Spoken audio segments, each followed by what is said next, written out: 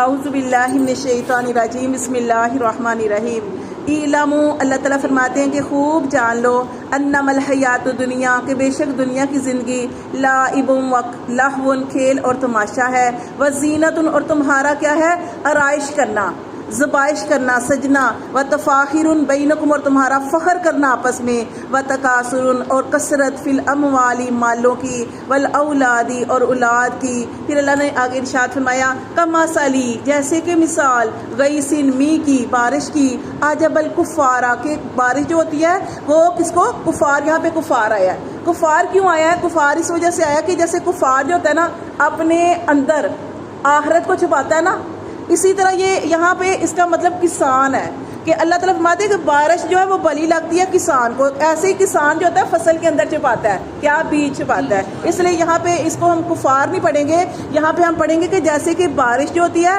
وہ بلی لگتی ہے اچھی لگتی ہے کسان کو، نباتہ کیا اچھی لگتی ہے اس کا سبزہ اس کو اچھا لگتا ہے نا، ثم لیکن پھر یہیجو پھر وہ کیا ہوتا ہے وہ سبزہ جو ہوتا ہے فتراہ وہ سوکھ جاتا ہے، فتراہ پھر تو دیکھے گا اس کو مصفرن کہ وہ زرد ہو جاتا ہے، ثم یکون طعاما پھر وہ جو سبزہ ہوتا ہے وہ جو جیسے گندم ہو گئی پھر کیا وقت کیا ہوتا ہے کہ آہستہ آہستہ وہ بڑی ہو جاتی ہے، پھر وہ جب پک جاتی ہے تو وہ سوکھ جاتی ہے. پھر اللہ فرماتے ہیں ثم یکون طعاما پھر تو دیکھے گا کہ وہ ریزہ ریزہ ہو جاتی ہے. کوئی بھی فصل ہو گئی، یہ تو میں نے گندم کی بات کیا، کوئی بھی فصل ہو. اللہ فرماتے ہیں وفی الآخرات اور اسی طرح آخرت میں عذاب شدید سخت عذاب ہے، ومغفرات اور بخشش ہے، من اللہ اللہ کی طرف سے، ورضوان اور اس کی رضامندی بھی ہے، وما الحیات دنیا اور نہیں ہے دنیا کی زندگی الا متاع الغرور مگر دھوکے کا سامان. تو آپ کو سمجھ آئی اس میں اللہ تعالیٰ کیا فرما رہے ہیں؟ اللہ تعالیٰ ہاں سمجھ آئی آپ کو؟ جی باجی، یعنی کہ اللہ تعالیٰ کی ذات یہی کہہ رہی ہے کہ ہمارے اعمال کے بارے میں بتایا جا رہا ہے کہ جس طرح ایک کسان کو اس کی فصل بہت اچھی لگتی ہے دیکھنے میں، وہ بہت خوش ہوتا ہے اس کو دیکھ کے،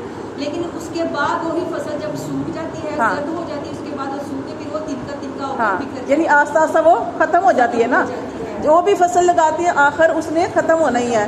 پھر کیا ہوتا ہے ایسے ہی اللہ فرماتے ہیں دنیا کی زندگی ہے کہ اس نے ختم ہونا ہے، یہ ہمیشگی والی زندگی نہیں ہے کہ اس میں ہم جس طرح. لیکن اللہ تعالیٰ نے ہمیں زندگی گزارنے کا مقصد تو بتا دیا کہ اللہ کے رسول آئے، اللہ کی کتابیں آئیں اور ہمیں بتا دیا کہ اس کا کیا مقصد ہے، زندگی کو کیسے گزارنا ہے، اللہ کو کیا چیز کریں گے تو اللہ کو پسند آئے گی. یعنی کہ ہم نے کیا بنا رکھا ہے، جیسے اوپر آیت میں آیا اللہ فرماتے تم نے یہ صرف دنیا کی زندگی کو یہ بنا دیا آرائش کھیل تماشا اور فخر کرنا آپس میں کہ میرے پاس اتنا ہے، یہ ہے، وہ ہے، میری اولاد اتنی لائق ہے، یہ ہے، یعنی اس طرح کی باتیں کرنا. اگر اولاد لائق ہے، اگر مال ہے، اگر صحت ہے، اگر آپ کو اللہ کی نے اچھی مطلب توفیق دی ہے، آپ نماز قرآن اللہ کی طرف ہے، یہ اللہ کی توفیق ہے، اللہ کی توفیق ہے. تو یہ ساری چیزیں اگر آپ کے پاس ہے تو کیا کرنا ہے؟ عاجزی کرنی ہے، عاجزی کرنی ہے، فخر نہیں کرنا. اللہ فرماتے ہیں جیسے یہ ساری چیزیں ہیں اور یہ دنیا کی زندگی کا سامان ہے اور مال بھی اولاد بھی تمہارا سارا کچھ، لیکن اس پہ اوپر فخر نہ کرو، تکبر نہ کرو، غرور نہ کرو، بلکہ عاجزی کرو، اللہ کو یاد کرو. اور اللہ فرماتے ہیں پھر اللہ نے ایسی یہ جو آگے کھیتی کی مثال دی ہے کہ آخر کھیتی کو کٹنا ہی ہوتا ہے، آخر کھیتی کو وہ ختم ہونا ہی ہوتا ہے. ایسے ہی دنیا کی زندگی ہے کہ اس آخرت کی تیاری کرو، دنیا میں رہ کے آخرت کی تیاری کرو، وہی اصل زندگی ہے کہ جب اللہ کی طرف جاؤ تو تمہارے ہاتھ میں کچھ ہو. جیسے آپ صلی اللہ علیہ وسلم کی ایک حدیث ہے جس میں آپ نے ارشاد فرمایا کہ انسان کے 3 بھائی ہیں اور کون سا سب سے بہتر ہے. پھر آپ نے خود ہی وضاحت کی، آپ نے فرمایا ایک بھائی وہ ہے کہ رشتہ کٹ جاتا ہے جب انسان مرتا ہے، پہلے رشتہ اس سے کٹتا ہے، دوسرا قبر تک چھوڑ کے آتا ہے، تیسرا وہ جو ہے وہ ساتھ جاتا ہے. تو کون سا بہتر؟ آپ سے ارشاد فرمایا کون سا بہتر ہے؟ تو صحابہ کرام نے کیا فرمایا؟ انہوں نے کہا کہ یا رسول صلی اللہ علیہ وآلہ وسلم وہ جو ساتھ جاتا ہے نا بھائی وہ بہتر. آپ نے فرمایا وہ تمہارے اعمال ہے. پہلا بھائی کیا ہے؟ مال.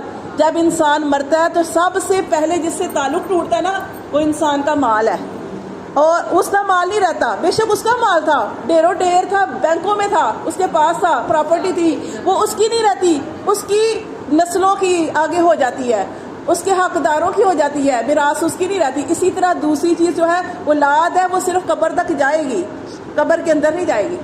اور تیسری چیز جو ساتھ جائے گی وہ اعمال ہے. تو اصل چیز کیا ہے؟ اعمال کی تیاری کرنی چاہیے. اللہ نے فرمایا سب کچھ ختم ہو جانا ہے، جیسے یہ کھیتی ختم ہو جاتی ہے ایسے ہی. پھر اللہ فرماتے ہیں کہ آخرت میں سخت عذاب ہے، جو تیاری نہ کر کے آئے ان کے لیے سخت عذاب ہے، اور جو تیاری کر کے آئے وَمَغْفِرَاتٌ مِّنَ اللَّهِ وَرِضْوَانٌ، اور ان کے لیے جو اللہ کی طرف تیاری کر کے جائیں گے، اللہ کے حکموں کے مطابق، نبی کے طریقوں کے مطابق زندگی گزار کے جائیں گے، تو ان کے لیے بخشش بھی ہے اور اللہ کی پھر رضامندی بھی ہے۔ وَمَا الْحَيَاةُ الدُّنْيَا، اور دنیا کی زندگی کچھ بھی نہیں ہے مگر دھوکے کا سامان ہے۔ تو اس کے لیے